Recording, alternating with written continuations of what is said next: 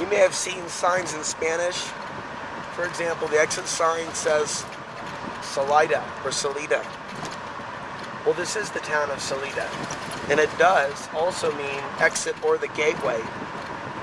This is located in the northern portion of the San Luis Valley, and it's drawn people of a certain mentality, spiritual orientation, if you will, to this region. And so this is a special place. It's like a hidden secret of the San Luis Valley. And like the San Luis Valley in general, it pulls people in, but not everyone is drawn to Salida. And I certainly wasn't drawn here at first. I've been familiar with the San Luis Valley for several years. It's only now that I found my way to Salida. I found myself desiring change, a change in location. I feel like when you're out in the Rio Grande Ranchos out there, you can go through a sense of accelerated learning, although I wasn't intending to do that. But I feel like that's exactly what occurred.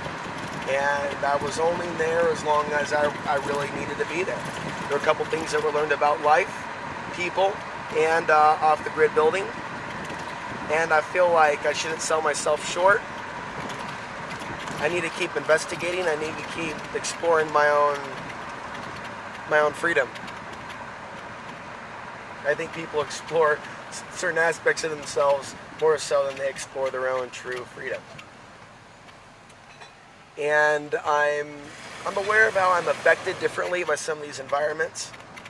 In some ways not so good, in some ways more positive.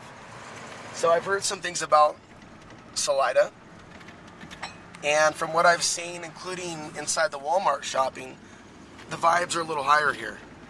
I can tell you that much. The property's a little more valuable. It's a little more in demand. But it's not so extremely gentrified like certain cities have become, like Portland, or even smaller cities like Taos, New Mexico. Heavily gentrified, very popular. But what I can say is the women in this town genuinely look more attractive. And their vibration seems like, in Portland, there's a lot of attractive women, but because of the environment itself, there are certain things that I know are bothering those women that are keeping them from being fully happy. That's my belief. Because there's things going on there on an energetic frequency level. Things like smart meters, things like a bloody past. Okay, so here we are in Salida, Colorado, and when I look at the women here, I feel something different from them. And I'm not saying that, they're enlightened goddesses. I'm not saying that at all. I'm saying, like, whatever is going on with them in their minds, it doesn't come across as a whole bunch of fear. I'm not saying that there isn't a whole bunch of programming. You know what? I'm just going to say it right now. There's something different about Salida. And it has a reputation of just being some new age town, and that doesn't necessarily have the best connotation, especially when we've seen the behavior of some new age people today and the hypocrisy. You know, we've seen a lot of hypocrisy today with people, don't be negative, just be positive.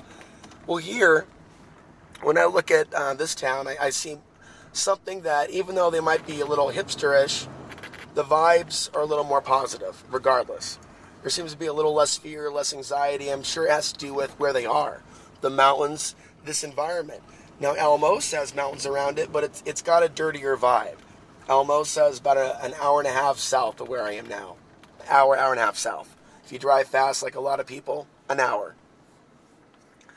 And so, essentially, I've got a little bit of experience visiting a number of different towns and living in Portland for a number of years and filling out the vibes from people. And as I go about driving through this town, and I walked through downtown, it's a small downtown, felt the vibes outside the bar, even though I didn't go in. For the most part, very happy. The laughter from the women actually sounded like laughter. It didn't sound like cackling. In Portland, it most always, towards the end, sounded like cackling. Like, yes, we have the child. Drink of the blood. Drink of the blood. Here, in Salida, there's like a freer energy. Now, what will my interactions with them be?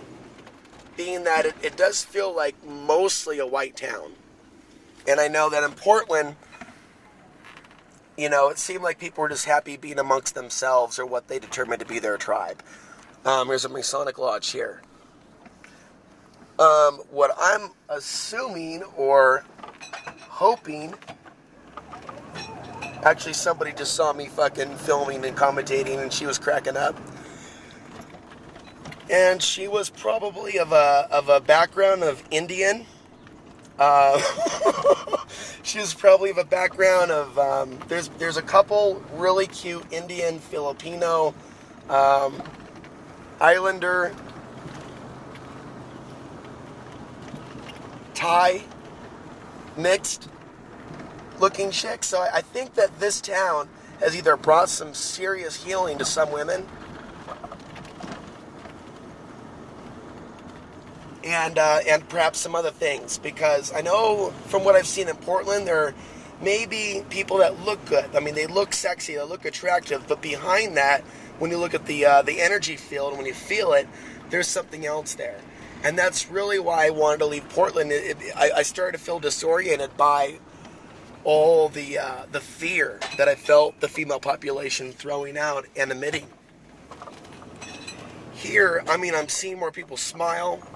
And in the few encounters that I have had with females just today, I sensed a positive energy, a lack of fear, a smile, a certain sense of curiosity, a certain sense of being carefree. So honestly, I kind of came up here with the intention of starting a new life, starting yesterday. I just created a new intention and broke any potential soul agreements to be a slave and be in a state of misery, constantly moving from one place to another. If I can't find a sense of peace here just hanging out for a few days, where can I find a sense of peace? This is kind of a place for me to get in touch with my own soul, I guess, a little bit, and heal my heart in perhaps some new ways that were not at the last couple places that I was at in Colorado. I felt like I absorbed some healing in those places, and I would even say insight. But part of the insight includes the importance of being grateful of the situation that I am in, where I can be mobile and change my location, change my actual environment. And through having a positive state of consciousness, it's not a homeless experience. It's a freedom-based experience. And I happen to be living freer than most. And so there is a sense of Zen and the art of actually living free. Because some people achieve a state of freedom,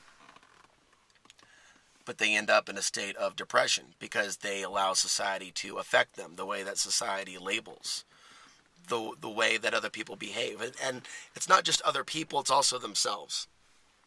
They allow themselves to be affected adversely when in reality you don't have to. When someone is living basically in freedom and they're able to operate outside of just a conventional standard 9-to-5 way of doing things, they have so much more time at their disposal to learn a new craft, to start a business, to explore a part of themselves. And I could remember in the past when I was working and involved, I guess, with some people, working seemed to take time away from the relationship, from making food together. And so certain things never worked out between me and certain people early on. And perhaps there's other reasons for that, but I know that in people's lives, being tied down to something full time, some people may want a mate that's working all the time so they can go out and get resources. I understand, but that's another conversation. Ultimately, a lot of people that are in love, that are together, a lot of them would like to spend more time together, but you have maybe one person working at the supermarket and another person working over here. It's difficult because people have to bring in the resources. So that's why I really advocate a freedom-based lifestyle, off-the-grid living, however it's done. And it's really romantic when a man and women are working together towards something related to the freedom-based lifestyle, because in today's day and age, in the modern cities in America, everything's competition. Everything's minimum wage. Everything is renting an apartment for $500 or $600 or something to that effect. You have all this programming on mainstream television, and what it does is it makes for an adverse climate and takes us out of nature. I think the guy there was really getting a kick out of my speech as he watered his garden. I thought I would move on. This is what a trip. Look at that mountain. So off-the-grid living, the freedom-based lifestyle, men and women and future generations working together outside the dollar system and living healthier, happier lives without some of the struggles that so many people are facing today. You know, I don't necessarily believe in a collective shift in consciousness, but what I do believe is that this is the time where there's so many things that are possible, where there's knowledge that is available on how we can do certain things and liberate ourselves, liberate our minds, liberate our spirits, liberate our bodies. And the freedom-based lifestyle, off the grid, things of that nature, relate to that. So I'm going to stop filming. This is looks like the other supermarket. As I said, I noticed that the vibes at Walmart, even though a lot of Walmarts are known to have what are known as Walmart people, you know, people falling all over themselves, getting into fights in the aisles of Walmart, the people of Walmart. But when I went to the Walmart here in Salida, I never felt such calmness amongst not only the the products but the people. And to speak to their product line, they probably had some of the best selection of off-the-grid, outdoor supply related things. They also had a line of freeze-dried food from what I believe is Augusto or Augustin Farms. You can also find them on eBay. So this is Alex Ansary signing off from Salida, Colorado. I'll be providing updates throughout the week as I travel amongst this city using Wi-Fi, getting things done, and breathing a fresh breath of clean air, new energy, and so many other things.